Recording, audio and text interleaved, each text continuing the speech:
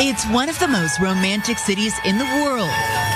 So it's no wonder why Amazon billionaire Jeff Bezos and Lauren Sanchez chose the Italian lagoon city for their mega wedding. But when the star-studded celebrations kick off in Venice this week, not everyone in the city is so supportive. Greenpeace activists displayed a large banner in the famous St. Mark's Square on Monday, while a group of frustrated locals have threatened to disrupt the couple's big day any way they can. Look, a lot of these fancy European cities that people from around the world like to travel to have kind of gotten under the skin of locals, because I'm sure it's annoying to have like this massive influx of tourists come in and take up all this space. But it becomes even more aggravating when you're talking about one of the richest men on the planet, Jeff Bezos, deciding to have his wedding in Venice. And of course, that's been met with a lot of protests. So Greenpeace and a group of Venetian activists dubbed No Space for Bezos have launched a multitude of protests against the couple, because they say that Venice is already being overrun by tourists and other billionaires. So we want to send, I should say, a very clear message. The ones who should be ashamed are them. They are the people who have destroyed this city. And that was a quote from one of the protesters.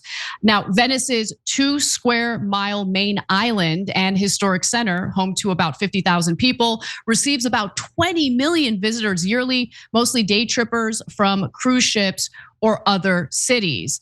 And while tourism is central to Venice's economy and cultural identity, critics are arguing that it has displaced residents and damaged some historical sites as well. If you guys can recall, last summer we did a story similar to this that had to do with protesters, locals who are protesting in Barcelona, Spain. But we reported on those protests, and I want to give you a little taste of what we had to say. Let's watch.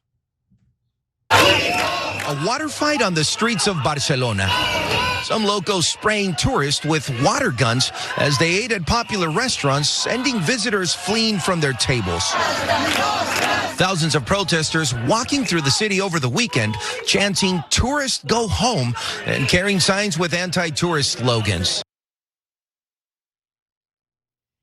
Those protests were taking place right before I went to Barcelona, and I was happy to report that there were no protests happening when I was there. But I literally did consider not going, because who wants to spend like thousands of dollars to visit a city where you're not wanted?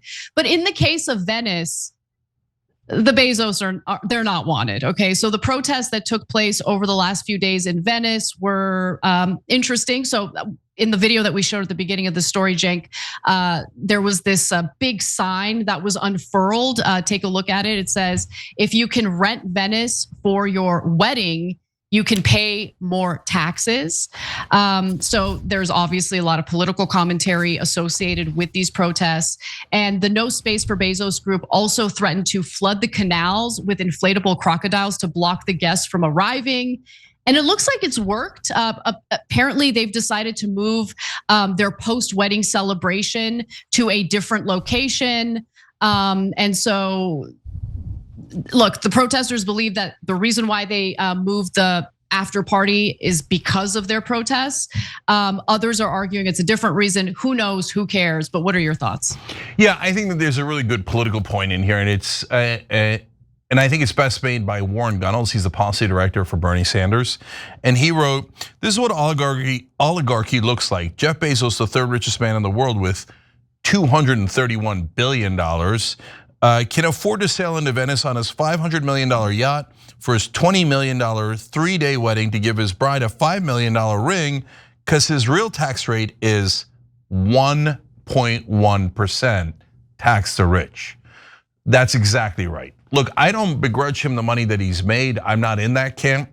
I'm not in the camp of there shouldn't be billionaires and we should eat the rich, okay? But I am in the camp of why the F does he only have to pay 1% in effective tax rate when the rest of us in the middle class pay a ton of taxes, and then this guy gets to live spectacularly, no problem, as long as you pay your goddamn taxes. And they don't. So I would love a left-wing populist in office one day that makes them actually pay their taxes. Then they can have any goddamn wedding they like. Yeah, Yeah, I mean, I love the political statements that are being made here. Now, again, according to local press reports, the venue switch was really over security concerns, but maybe the security concerns have to do with the fact that there are protests against them. But they argue, no, it's the war between Israel and Iran, which isn't happening anymore. So the venue switch happening for that reason doesn't make much sense. Every time you ring the bell below, an angel gets his wings. Totally not true, but it does keep you updated on our live shows.